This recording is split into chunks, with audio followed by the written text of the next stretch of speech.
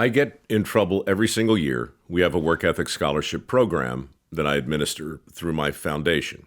And of course, I can't look into your heart or your soul. I think this is the fundamental problem with merit. It requires patience because you can't sum up a person based on attributes they can't control: their eye color, their blood type, their star sign, their ethnicity, their gender, and so forth. When I say those things out loud, when people are asking about the foundation, and when I don't provide 3 boxes, male, female, other, I mean, all that stuff now, I'm not trying to make trouble. I'm just saying, Yeah. wait. I woke up one day to learn that talking about a meritocracy was a dog whistle. I woke up one day to learn that the actual words, Vivek, work ethic, are problematic. Lockheed Martin actually arbitraged them out of their company handbook.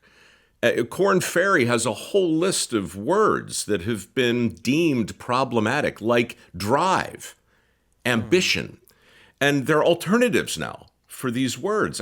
And so, the language matters a lot. And I see it happening all around us. And, we talked about the acronyms earlier, but if you're going to run a campaign that essentially challenges the American people to handle the truth, what are you going to do vis-a-vis the language to make damn sure that message lands hard? I'm going to be very precise and unforgiving and not mince words with that language. My goal is not to provoke for the sake of provoking, but nor is it to compromise or shave around a message to say it the right way for making it more palatable either. And so I don't know if that's going to be electorally successful. But when I say merit, it's not a dog whistle for anything else other than unapologetic merit. So if you're in the way of merit, be it an equity-based agenda or otherwise, we're running straight through you. And I think that we're going to be very clear about the fact that the best person is going to get the job again in this country. The best kids are going to get to college again in this country.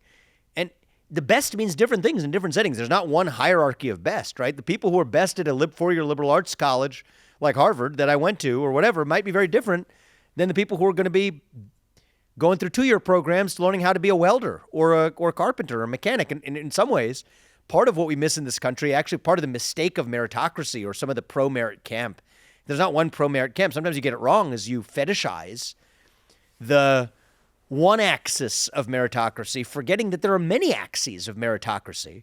And speaking like on a first personal sense, I told you achievement was my ticket to get ahead, but you know what? My path cannot be and should not be the only path in this country. So I guess like when I think about how do I get that to land in this country, one is without mincing words and without apologizing for it. That's the part that's going to be unsparing. But I think the part that I'm hopeful will allow the message to land more broadly anyway is not attenuating the spirit of what I'm saying by one bit, but to highlight the fact that we might just be short-sighted in the way we think about merit. And there's many ways to be meritorious in this country, but we've fallen into the trap that thinking there's only a one-dimensional axis to actually earning dignity and honor and respect in our country, when in fact there are so many roads that this country at its best ought to or should offer. You wonder why we have a worker shortage. Part of the reason is it's a closed-minded conception of merit that says it runs through four-year college degrees alone. And so I hope the combination of those two things allows me to both avoid having to kind of compromise and do like a mealy-mouthed, everybody be happyism to the message. I'm not going to do that, but also actually understand the truth of it is that merit is plural, actually allows it to reach more people and bring more people along. I guess that's what I'm hopeful for, but we'll find out. May I offer some completely unsolicited and totally worthless advice? Yes. I doubt it's worthless, but I'll take it. For me, the thing I get that celebrities and politicians in particular and CEOs, they have to paint with a broad brush because a lot of people are listening and they have to say things that are impactful to the fat part of the bat, as it were, bringing the bat back.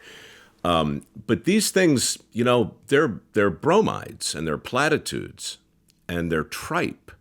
And the idea that the best path for the most people, for instance, is a 4-year degree is the best example that I have of it, and the thing that I always come back to, because it's true that a 4-year degree is a great path for a lot of people, but it's a horrible path for millions of people, and it's expensive as hell. It's just extraordinary to me how free and easy people are with advice that has absolutely no application to so many people who might be listening. I heard you, I forget where it was, but you were talking about, we touched on it here, but the fringe, right? The fringe is important, but it's not the center of the thing. And you were saying before, and this is what I want to leave people with, when we take meritocracy and work ethic and family and patriotism to a degree, when we remove all those things, the bats don't get a signal back, so they start to make up these other things. And that to me means that there's a core, right? We're tolerant people, and we can tolerate a lot of fringe, but we're being asked to accept the fringe as the core, right? So somewhere in there, there's Exactly. there's And the a fringe metaphor. can't even be the fringe. It's like, think about this as the visual of like, if the sun is the core, you've got like Neptune and Pluto out at the fringe. But once the sun is gone, the fringe is itself lost, right? Yeah. And so in some ways the fringe can only exist, and I have no objection to whatever that fringe is. Like, each person be the version of yourself that you want to be in relation to the core. You don't have to conform to the core, but when you lose the foundations of purpose and meaning itself, right? From faith in God to family to hard work to national identity, then the fringe itself loses even the center that it located its own identity around, right? And so Pluto's gone. And so it's like, the moment the sun disappears, it's just in a velocity in the middle of nowhere. It's not even part of a solar system or a galaxy or anything else anymore. And, I think that that's actually kind of what we do when we move the core itself, like the feminists who were on the fringe in the 1990s arguing for Title IX or whatever, they're gone, right? Like, it's irrelevant, because if now the fringe itself has moved such that the distinction between man and woman is different as it applies to sports, then what's Title IX about? Nothing. Right? We just see this cycle play out over and over again. And so I think that, I guess you call that a conservative idea. I mean, I don't like these labels, but in the sense of conserving, right? Like that sense of conservative. Like, in some ways, when I say liberal, I don't mean like just Democrat liberal. Classically liberal values like free speech, that's a classically liberal value. Even unbridled colorblind meritocracy through capitalism, that's a classically liberal value that rejects an old world British style honor system. We say absolutely not. So that's a classically liberal value. Here I'm talking about a conservative value as it relates to conserving something, conserving those foundations around which human beings derive their purpose and meaning. And the big ones I keep coming back to: faith, family, national identity, and hard work. We need those pillars. And then you can have a happy fringe that exists around that sort of heterodox with respect to opting into different versions of variations of those things. But the things have to exist. They can't just disappear. Look, I'd be delighted if you would just remind the people in the solar system that the sun is sort of at the center of the system. And it's fine to argue over Pluto's status as a planet or a big asteroid, or, Right. it got downgraded, then it got upgraded. Yep, exactly. Fine to argue about the moons of Saturn versus the moons of Jupiter and this or that. And, science learns more and more. But, since you wrote the book on it, to torture the metaphor mercilessly, is the woke notion in this metaphor essentially an attempt to say that the sun is not really the sun? It's just something else. It's just like another one of these planets. It's just this thing. It's not the center of our thing. It's just another chunk of gas in our general area. It's somebody else's version of truth, is that there is no sun. And my truth is that Pluto isn't a planet. I think that that's sort of the version of it. But you can debate whether Pluto's a planet as long as you still have the sun. But once the sun is gone, none of the planets are planets. We're just arbitrary bodies of mass floating around in an infinite space That's what we become in this morally relativistic, nihilistic world. And I think that we need some level of grounding as human beings. Hard work. I'm glad to hear about that you're on this work about hard work, because I think that is one of the things one of the sources of grounding that we've lost, one of the components of that sun. But I think, yes, I think a big part of the woke movement, and there are a lot of wokeness, and people use the word, broadly, but I'll even be more academic and technical about it. This sort of postmodern movement, wokeism is part of that, is about the rejection of an objective truth and an objective grounding of our identity itself. And when that's gone, we're all just lost. We're back to being those bats in the cave. That's where we are as a country right now, sadly. It sounds like a dour thing to say, but we're lost. It's a biblical concept. It's when the Israelites were lost in the desert. It's Exodus.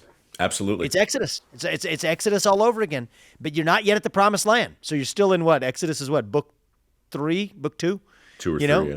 Book 2, you're still in 2 of 5 there in the Torah. You're still lost. You're not nowhere near the promised land. You've been freed from the Pharaoh. And yet, what do you say when you're lost in the desert? You want to go back and bend the knee to Pharaoh. Why is that? Is that Pharaoh's fault? Well, I think that, we can have a conservative victimhood culture that might say that that's the case, big government or whatever, and it's not totally wrong, but it misses half the story. Look in the mirror, look deep. Ask yourself what it is that wants you to bend down. It's because you're lost in the desert. And so that's where we are as a country right now. And, I guess I've backed myself into, putting myself into some sort of self-aggrandizing analogy here, not claiming to be a Moses or anything, but I think that we need leadership to the promised land, right? To a destination that makes us understand, at least see where we're heading, to have it within shooting and striking and visual seeing distance, or else we're just going to keep going asked to be ruled by one culture of COVIDism to climatism to whatever the next ism may be. That's exactly where we are as a country. Safetyism. Safetyism, you nailed it. A lot of regulation in this country is based on that principle of you have to be 100% sure of something before you accept it. Well, you don't have innovation then. You don't have new things that get built. You won't have highways in this country, right? And so that's exactly right. We've got to look ourselves in the mirror, ask ourselves what's going wrong. And, I think if we look in the mirror and look deep, we're more likely to get to the answer than pointing our finger at somebody else. If you like what you heard, and even if you don't, won't you please, pretty please, subscribe. Well, I hate to beg and I hate to plead, but please, pretty freaking